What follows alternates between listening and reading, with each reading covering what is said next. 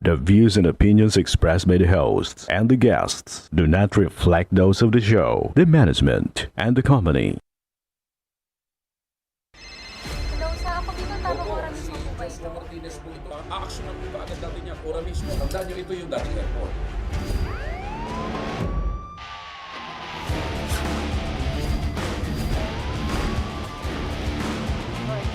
Ano namang kayong dalawa pinagchichismisan yung mga marites kayo, ha?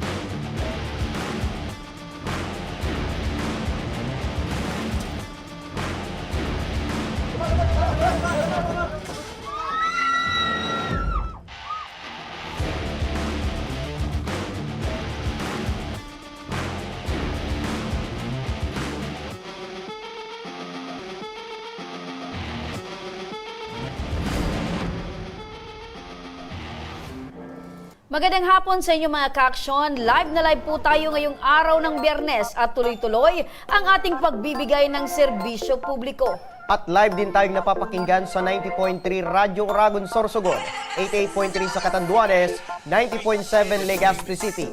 At live na rin tayong napapanood sa ating YouTube account. Napapanood rin tayo sa Congress TV tuwing alas 7 hanggang alas 8 ng gabi, mula Lunes hanggang Biyernes sa Congress TV Digital Channel 15 sa Metro Manila, Channel 10 sa Masbate at Channel 62 sa GMA Affordabox. Umpisa na natin ang ating tabang ora mismo. Eto mga ka-aksyon, mula sa Ginubatan, Albay, isang tricycle driver ang nahuli sa bypass operation na isinagawa ng PDEA Region 5 nitong Lunes lamang. Ang maaksyon na pangyayari, panoorin natin sa ating lambat.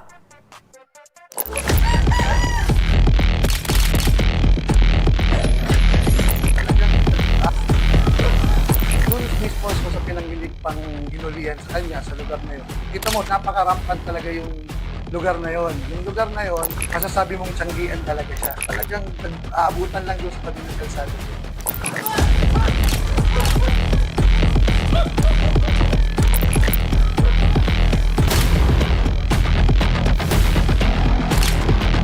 Pero hindi naman sir gumagamit. Gamit ako, pero di ako sila. Huli na kayang suspect at matigil na ang illegal na gawain nito. Kasamang kaya samahan niyo kami sa aming gagawing operasyon. Ang ginamit ng biktima ang karungan at napagsakay sa ngayon ako, si Nomer Corporal, at ito ang Lambat.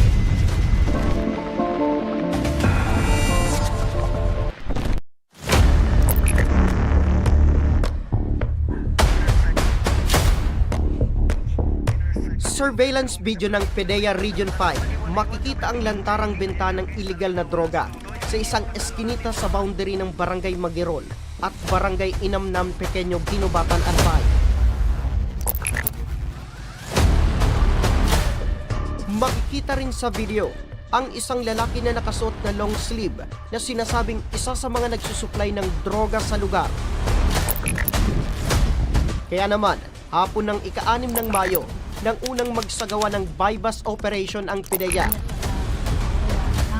Ngunit ang suspect na target ng PDEA, missing in action sa lugar at parang palo sa dulas. Kaya naman minabuti ng mga operatiba na ipagpaliban muna ang kanilang operasyon. Makalipas ang 2 linggo, ay muling nagsagawa ng bypass operation ang PDEA, ngunit kumagat ng dilim. Hindi pa rin lumutang ang kanilang target.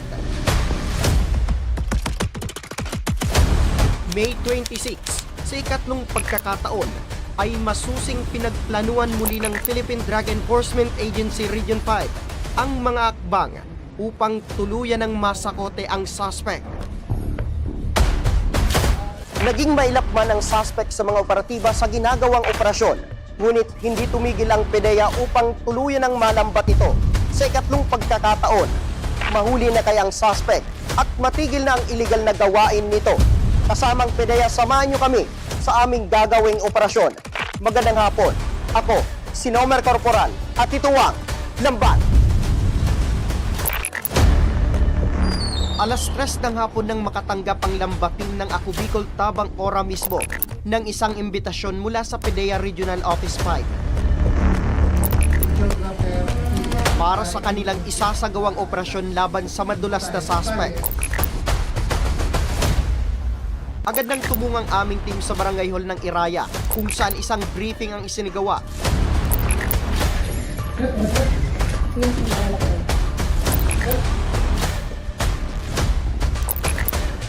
Agad naman na pumesto ang arresting team ng PDEA kung saan mag-aabutan ng pera at ininala ang droga.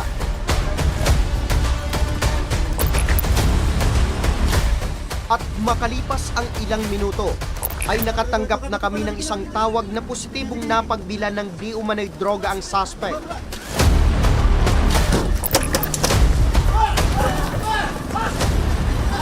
At nang huli na ng mga operatiba ang suspect, ay nagtangka pa siyang tumakas.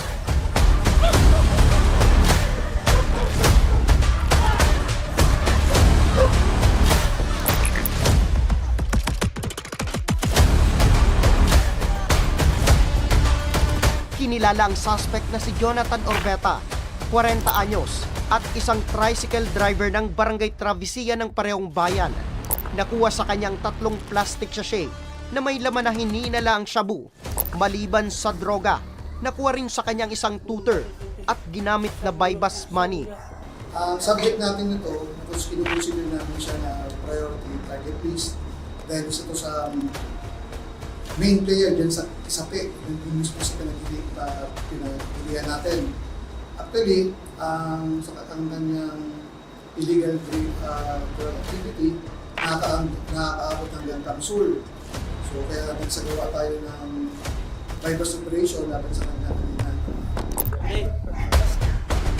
Ayon sa PDEA, 5 buwan din nilang minanmanan ang suspect at lahat ng kanilang asset ay nakabili umano ng hininala ang droga sa suspect.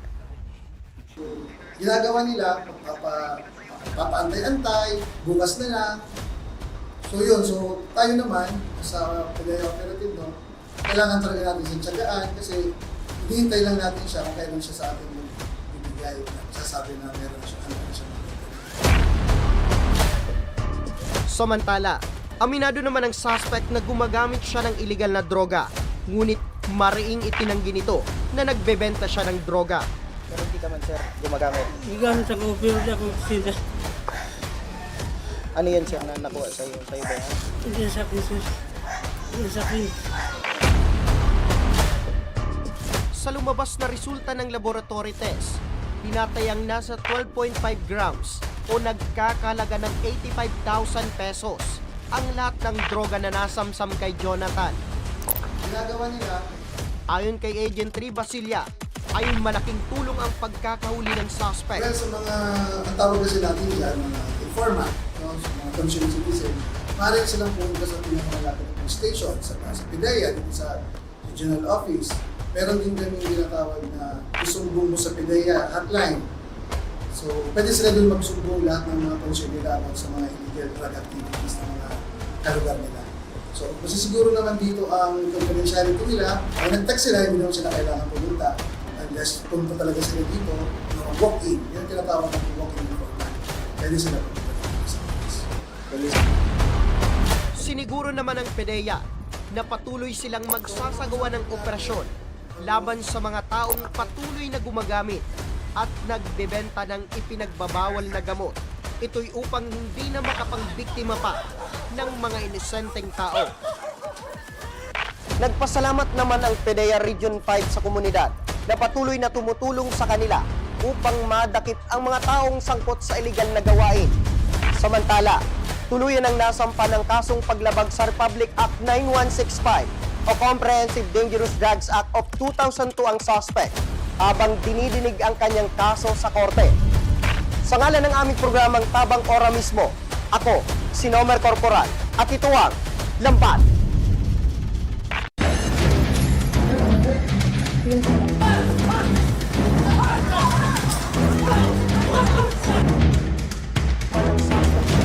Sa ginagawang operasyon, ako, si Nomer Corporal, at ito ang Lambat. At yan ang Lambat! Ayan, partner, ang bypass operation, matagumpay na bypass operation ng PIDEA Regional Office 5. Katuwang dyan, Congratulations sa PIDEA Regional Office 5. Katuwang partner ang... PIDEA Albay at Ginubatan PNP. Ayan, so congratulations. Yan partner yung tinatawag na pag-collaboration ng authority. Talagang yung suspect partner ay talagang nalalambat. Talagang lambat na lambat. Kaya maganda dito, partner, kasi yung mga information na nakukuha nila is galing mismo sa mga residente kasi nakikita nila may mga illegal na gawain. Maganda yun kasi na-report sa kanila. Correct. At syempre dyan sa mga kababayan natin, sa mga viewers natin, kung meron kayong ganyang sitwasyon na sa lugar mismo ninyo ay talamak ang bentahan ng illegal na droga, wag na kayong magdalawang isip pa, ipaalam ito sa PIDEA Regional Office 5, sa PIDEA Albay at sa PNP. Yan, tama yan, partner. Para sila naman yung bibinipisyo ng pagiging drug-free barangay sa kanilang lugar. Partner, kumusta? Nandun ka mismo sa senaryo kung saan nagkakaroon ng bakbaka or paghuhuli dito sa mga suspect to the extent na hanggang doon, partner, sa ini-interview na may bypass money pero dinideny ng suspect na hindi siya bumibenta ng droga. Kaya nandito tayo, partner, bilang media para makita natin talagang totoo yung bypass operation ng PIDEA. Alam mo, partner, way back when I was in Bombo Radio and other radio stations, isa din ako sa mga kinukuhang witness pag may mga ganyang bypass operation. So, syempre, pinapatawag sa korte to witness. So, napaka-delikado, talaga, partner. napaka-risky talaga sa buhay ng media na naandun. Hindi mo maiwasan na meron talagang kaba sa every operation na sumasama ko dyan sa PIDEA or sa PNP kasi di mo alam yung mga suspect natin, baka may baril, magkabaril, matamang ka, diba? Napabanggit mo, partner, doon sa video na ilang beses na plinano ng PIDEA bago nasa kote Yes, itong tama mga yan, suspect. partner. Nung una, May 6, May 6, nagkaroon kami ng bypass operation dyan sa Ginubatan, same suspect. Medyo mailap. Talagang marunong itong suspect natin. Talagang nag-iingat din yung mga So, suspect natin. nakadalawang beses. Yung ikatatlo, Yun na. Talagang nalambat na itong suspect natin. so talagang ang otoridad ay hindi titigil hanggat hindi masakote ang mga suspect. At may isa nga akong na-interview doon, partner, na residente. Kasi kukuha sana ng CCTV footage sa kanilang bahay. Kaso hindi na record kasi hindi dun mismo na kaharap yung CCTV. Sabi maganda ngayon, sir, para matigil na. Kasi lantaran talaga yung So, bentahan ibig sabihin, yung mga residente mismo doon ay parang nabunutan sila ng tinik. Dahil yung mga talamak na bentahan, na paggamit ng illegal na droga, syempre, apektado sila kasi may mga anak mga sila. anak, umuwi ng gabi, yung mga estudyante. Opo. Kasi mostly, pag yung tao ay lulong sa droga, sila mismo yung gumagawa ng mga krimen. Opo. Okay. So, mga ilang minuto naman yung duration ng habulan, partner? Medyo malapit lang naman, partner, kasi akala mo nga dun sa lugar mismo, parang tupada. Kaso na yung nakatunog na itong suspect natin na yung inabot ng ating confidential agent is Mark Money. Doon na nagtakbuhan sila. Okay. At maliban doon, partner, meron siyang parokyano kaso hindi na naabutan ng PIDEA. Mas tinarget nila talaga yung main subject natin. Opo, yung nagbebenta. Mark, bypass money. So, ibig sabihin, natunugan ng suspect na yun ay bypass money. By best money. Ito pala, partner, medyo kwen lang siya. Maliban dito sa Albay, yung parokyano niya, lumuluwas pa ito ng Parokyano, Albay. ito yung bumibili talaga, yung talagang suki. Suki na talaga. Parang, magkano yung kain mo? Kalahating ganyan, mga grams. Kalahating gramo. Parang mas pinipili na lang nila, no, partner, na droga kaysa sa bigas yung ibili nila. Yan yung sinasabi, partner, na talagang kulang na ang buhay nila na hindi sila nakahit. Yan. Diba? Isang na-interview ko yun dun sa barangay, yung kasama ko sa bypass operations, sa Gagawad.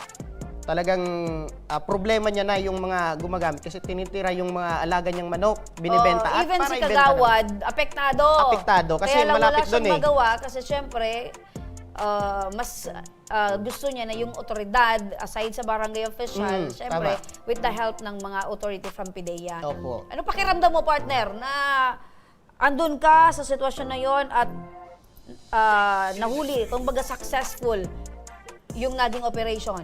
Nakakakaba, partner, pero masaya kasi kumbaga naging drug cleared. Kahit pa paano maging drug cleared. Aside of itong that, barangay. yung operation ng PIDEA na na-witness niyo ay naging successful at yung pinaka-main purpose is yung nakarating sa kanilang sumbong. Nabigyan nila ng solusyon. Tama, partner. Kasi nakikita natin dito sa PIDEA, hindi talaga sila tumitigil sa pag-conduct ng mga Based sa operasyon. interview nyo, partner, itong suspect ay isang tricycle driver. Tricycle driver, Kumusta partner. naman yung pamilya? Naandun ba habang hinuhuli itong suspect? Wala, partner. Kasi nasa barangay Travesilla ito eh. Medyo may distansya dun sa... Another napamulyan. barangay kung saan nakatira itong mga suspect. Medyo malayo-layo talaga itong suspect Pero natin. sa muli, congratulations PIDEA Albay, PIDEA Regional Office 5 at PNP ng Ginubatan. Ayan. At sa pagbabalik ng tabang ora mismo, isang lalaki inireklamo ng dating kinakasama matapos iba raw umuwi ng makalaya mula sa pagkakabilanggo. Dahil rito ora mismo tayong umaksyon at sila'y pinagharap ang buong pangyayari. Abangan. Kaya wag kayong bibitaw mga kaaksyon, magbabalik pa ang tabang Ora mismo.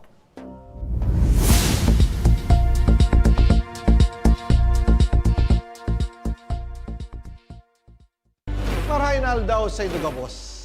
Ang aldaw na ini ay para sa Indo, para sa tuyang mga kababayang Bicolano na nangangaipuhan kan kalinga, asin manlain-lain na medikal na serbisyo.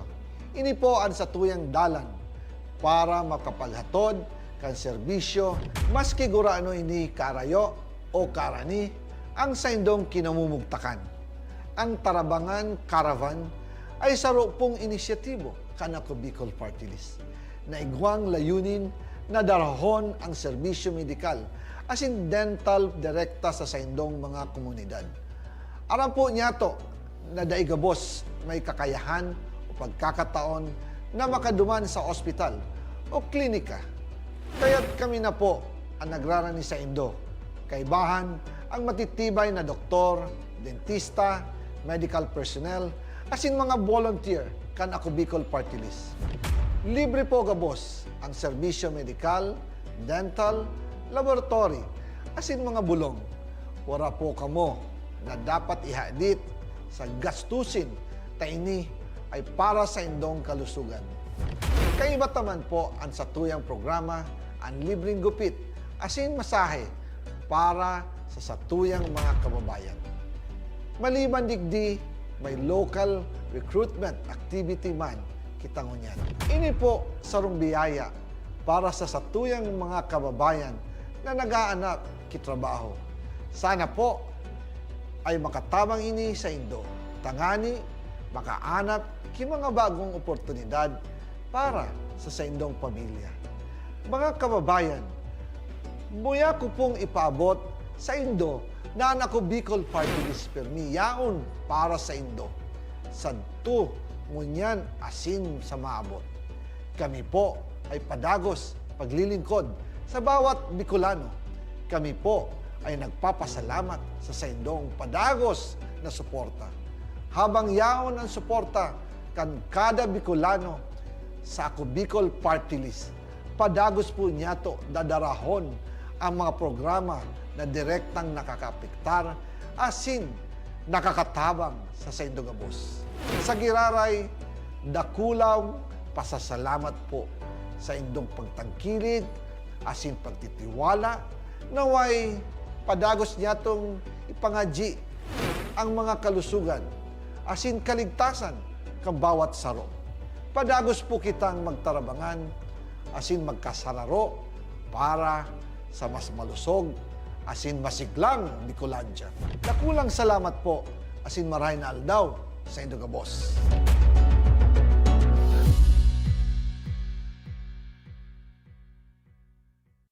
Daan-daan na po ang mga nakapagtapos at may mga kanya-kanya ng propesyon. Sa kanilang pagpupunyagi, walang masidlan ang kanilang mga ngiti. Inot sa Gabos, nagpapasalamat po ako sa AKB. Gusto ko lang po magpasalamat sa Ako Bicol sa opportunity na tigtatao po arab po sa kuya na estudyante. Dahil naandyan lang, katuwang lagi. Ako Bicol, katabang na, kasurug pa. Hindi rin nagpahuli sa pagtugon sa mga pangailangan ng ating mga healthcare workers at mga frontliners. Sa simula pa lang nitong pandemya, hanggang sa ngayon, walang humpayang pagtulong. Ay, nagpapasalamat po ako sa pagtaon ng tabang hali sa ako Bicol Party List. Salamat kong dakula sa duwang congressman. Kayo nakakatabang sa mga sa gabi. Maaasahan, ako Bicol, katabang na, kasurug pa. Tucked away in the province of Albay, known for its perfectly shaped Mayon volcano, Misibis Bay Resort, a locally owned 5-hectare private island resort. The resort is ready for all those looking to balance tranquility and adventure. This tropical destination is where guests can either choose to relax under the palm trees or have an adventure under the sun. It features modern and luxurious rooms and villas, recreational facilities, and sophisticated services.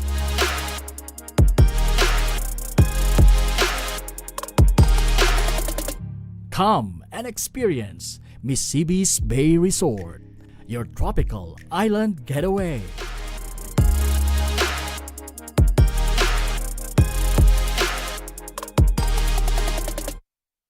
Problema sa tubig, agarang binigyang solusyon. Nagpatayo ng mga solar-powered water supply system sa mga liblib na lugar. Libre, malinis at maaasahang supply ng tubig 24/7. Dakulaon ng pagpapasalamat niya mo. Dahil may ikamalilinwan habang kami nabubuhay. Nakulaon ining tabang para sa gabos na tao digdi. Salamat po. Para sa ating mga kababayang nasa laylayan, ako Bicol, katabang na, kasurug pa. Libo-libo na ang mga nabigyan ng tulong medikal. Bata, matanda, kahit sino man, lahat ng mga may karamdaman, may maaasahan. Nagpapasalamat sa Ako Bicol Party List. Hindi po namin makakalimutan ang tulong na dinala ninyo dito sa aming bayan. Maraming salamat po. Dahil iisa lang ang tunay na nagmamalasakit. Ako Bicol, katabang na, kasurug pa.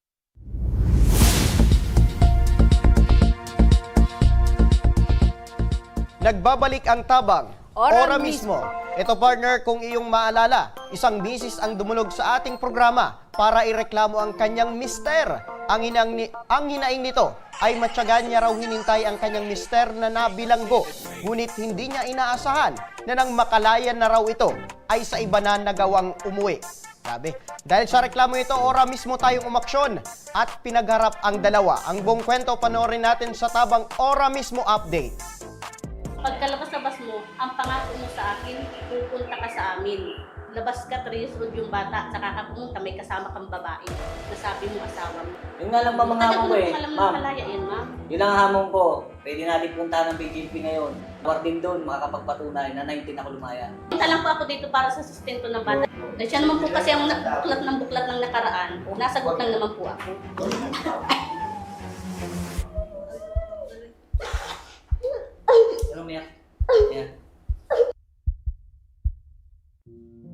Sa paghihiwalay ng dalawang nagmamahalan, sino nga ba ang tunay na nasasaktan? Madalas sa mga kwentong pampamilya, ang anak na bunga ng pag-iibigan ang naiiwang luhaan.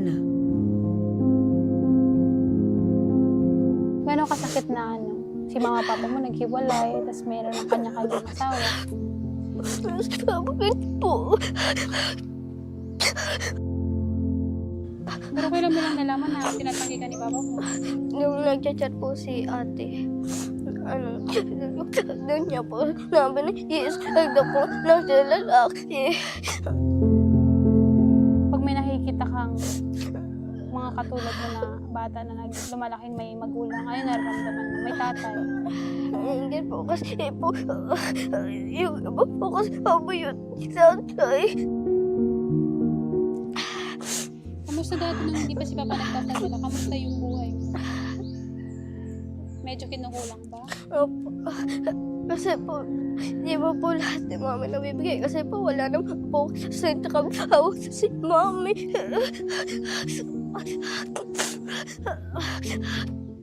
Gusto ko pong maging doktor. Baka po makatulong din po sa taong may sakit. At sa nangangailangan.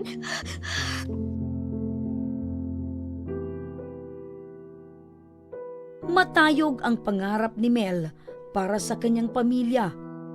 Ngunit sa murang edad ay malinaw din sa kanya na mahirap itong maabot dahil sa sitwasyon ng kanyang ama at ina.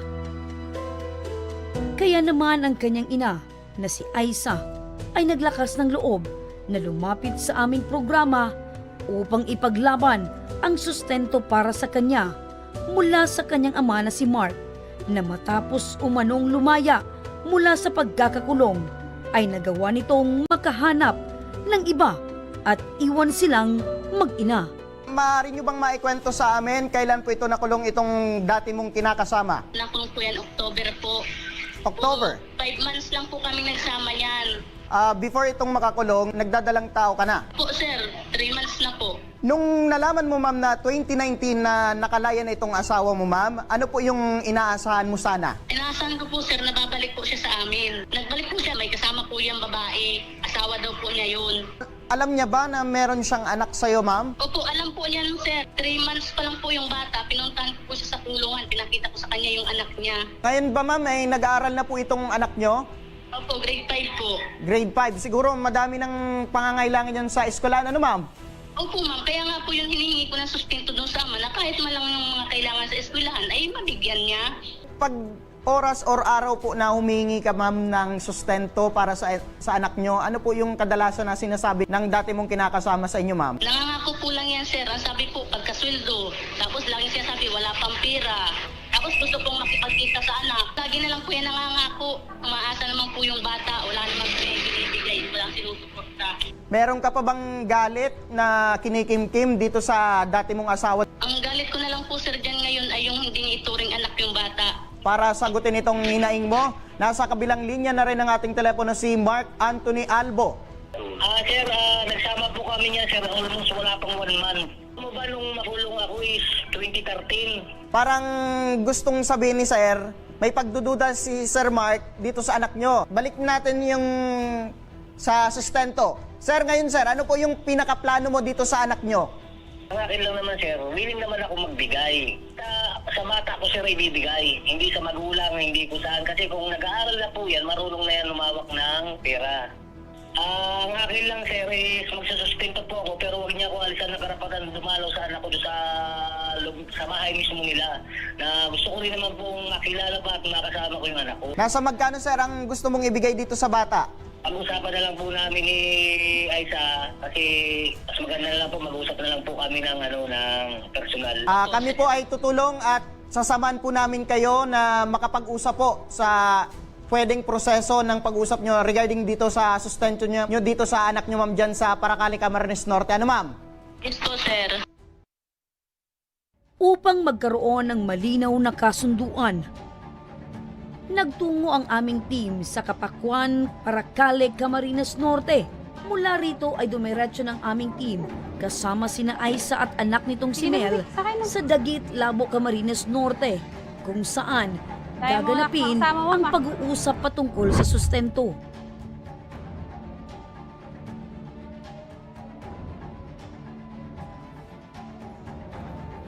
Si Kagawad Ago, nandito po. Sir, good morning po. Si Ella po from Tabaon. Ikaw na pala yan, sir.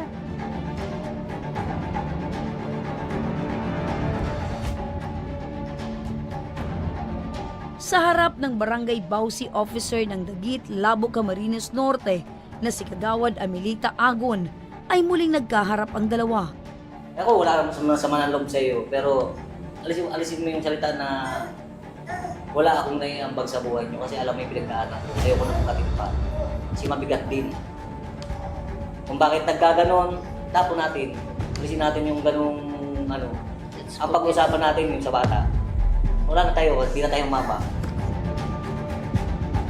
Bago pa pag-usapan ang sustento, ay siniguro muna ng aming team na inaako ni Mark ang batang si Mel bilang kanyang tunay na anak. Ngayon sir, may isa pa tayong concern since nakakulong ka nung pinanganak siya. Pwede ba sir, malagay natin sa kasulatan na ina-acknowledge mo na si Leia na yan? Ako, di na ako magdadalawang isip na laging acknowledge ko yan kasi nga, nandiyan na tayo eh. Pero kung sakali naman, di ba, pwede naman natin papalik yung apelido niyan. Pwede. Willing ka sir na Pwede kasi nga idaan anak sa ko. proseso yung... Oo, kasi anak nga eh. Total naman din si Papa mo ay acknowledge ka na anak ka niya. Willing ka na yung apelyido mo ay isusunod natin kay Papa mo. Ito ang Papa mo talaga. Talaga. Ma'am, huwag tayong ganyan. Dito yung bata. At si Papa mo naman po. Basta pwede man maring natin ayun. Kasi parang bully yun.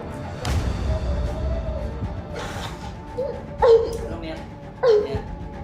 Ganyan lang yan si Lola mo. Siyempre, hindi ka nakita si Lola mo. Ano yan? Ayan lang si Lola mo. Sanay ka na dyan, lahat ng ako niyan. Ganyan. Sanay na dyan. May Lola mo kasi sila po. Alam mo yan? Matapos tumahan at kumalma ni Mel, ay muling pinag-usapan ang sustento para sa kanya. Basta ako ma'am, pumunta lang ako dito para sa bata, para matapos kung ano yung dapat matapos. Ano yung arrangement niyo niyan? Basta kung meron akong hawak na pera, magpapadala ako. Basta regarding lang sa bata. Pero kung ano pa man na... Ang gusto ko talaga sustento. Gusto nga ni buwan-buwan. Ay, ang gusto naman na si-masimana. O di sige, pagpalagay natin, hindi. Buwan-buwan. Kaya mataas ko na niya sa 3,000 lang. Pero kung di mo kayang tanggapin, wala tayong magagawa. Okay na yun sa akin. 3,000. Basta yung sa time na may pizza, doon siya bibigay. Sa pizza na yun. Sige, Ayaw mo nang magpahintay-hintay pa si kami. Sa huli, alang-alang sa kapakanan at kinabukasan ni Mel, ay nagkasundo na rin ang dalawa.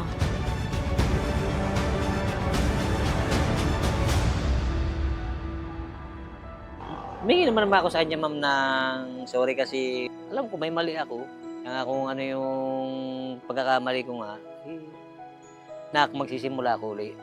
Eh, babawi na lang ako sa anak. Siyempre, mahal ko man na yung anak ko. Unti na lang din kami magre-recover sa sitwasyon.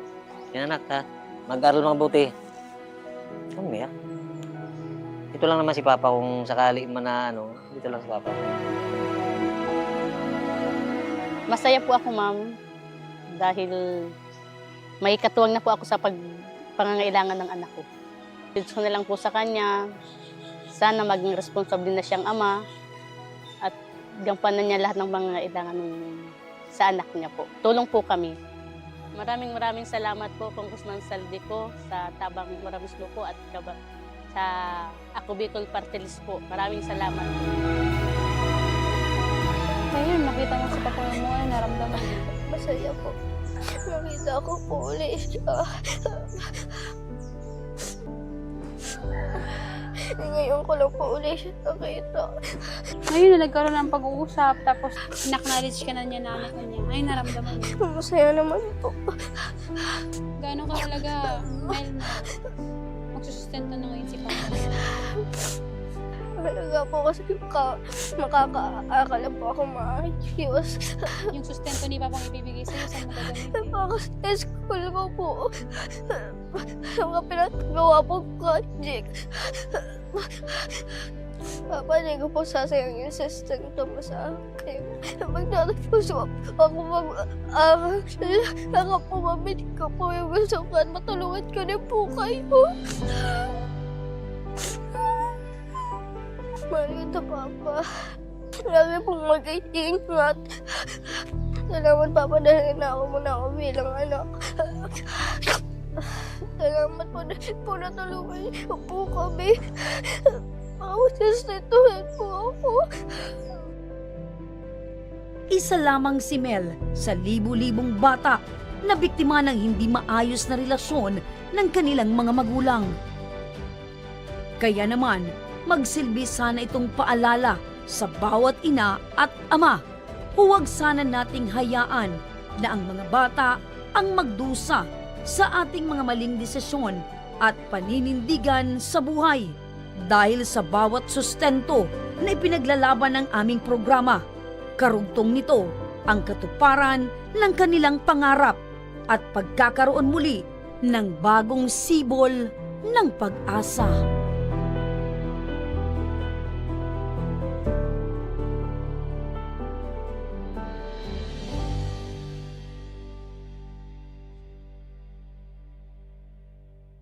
Yan.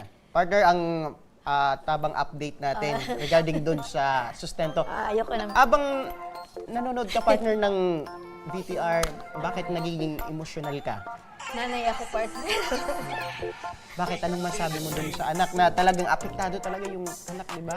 Mga ganitong issue. Siyempre, partner, sa mga ganyang sitwasyon, pag hindi nagkakaroon ng pagkakaintindihan ng mga magulang, unat sa lahat ang apektado ay mga anak. So, sa mga ganyang istorya, partner, siyempre, hindi ko mapigilan.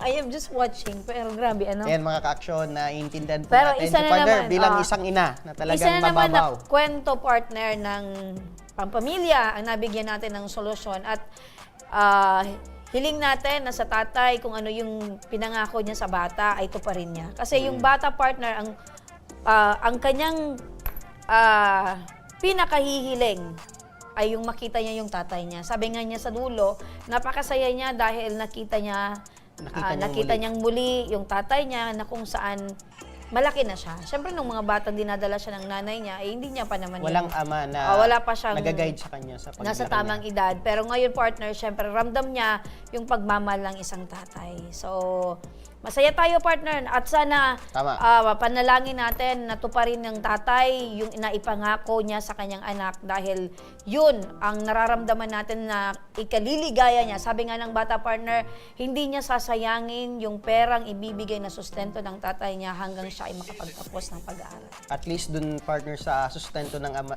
kanyang ama ay maiparamdam niya sa kanyang anak ang pagmamahal bilang isang ama. Ayun. Hi! Eto, partner, bago tayo magtapos, muli iniimbitahan natin ang ating mga kaaksyon sa darating na June 14 hanggang 16. Isang malaking event na naman ang magaganap dito sa Albay.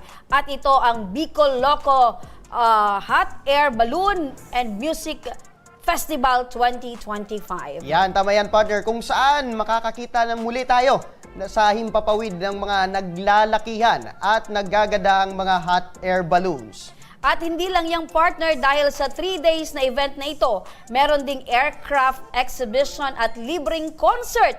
Kaya yayain nyo na ang inyong mga kapamilya, mga kaaksyon, kaibigan at mga kakilala. At syempre, hatid sa atin yan ng Ako Bicol Party List at iba't ibang ahensya ng pamahalaan sa bagong Pilipinas. Excited na ako, partner, sa pangalawang taon ng Bicol Loco.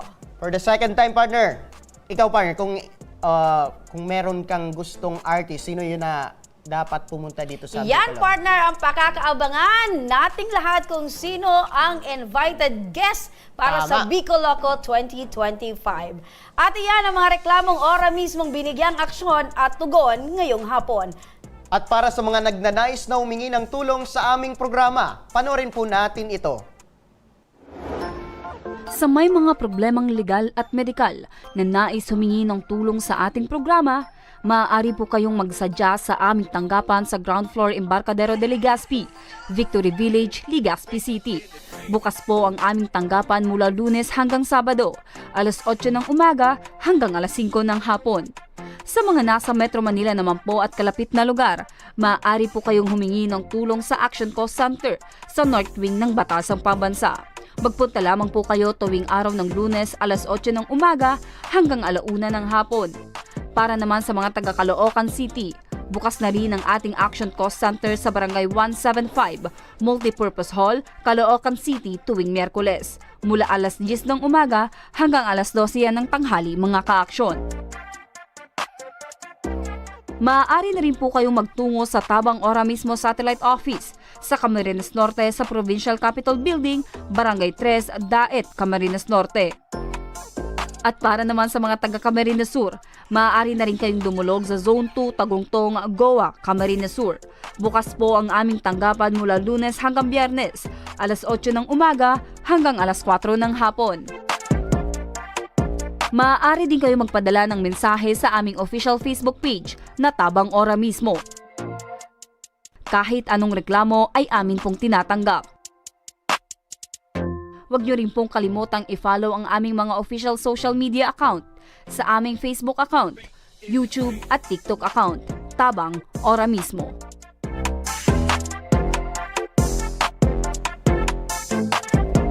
Hanggang sa Lunes, mga ka-aksyon, sama-sama pa rin nating aksyonan ang mga problemang medikal at legal. Ako po, si Nomer Corporal. Ito ang programang May Paninindigan, tutugon sa inyong pangangailangan.